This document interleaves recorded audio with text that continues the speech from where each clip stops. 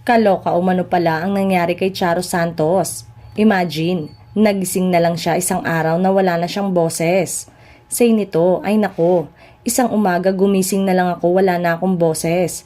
Tapos naisip ko, siguro dahil sa back-to-back schedule ko ng Batang Quiapo and my military training. Bumagsak ang immune system ko. I was given strict instruction by my doctor na to talk, not to even whisper. Hirap na hirap talaga ako noong field training exercise. I had to use a whiteboard and pentel pen to communicate with the commanding officer at the military training instructors, and thankfully naman nakagraduate ako.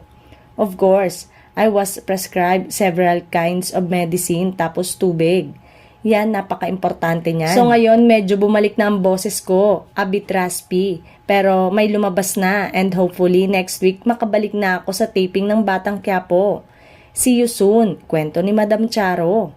Kaya pala umano biglang nawala sa seryang mahusay na aktres. Hula tuloy ng iba ay baka tuluyan na ding magpaalam ito dahil hindi na kinakaya ang sunod-sunod na schedule. At kung tuluyan ang bumalik, ang maalaala mo kaya na napapabalita na magbabalik na sa ere.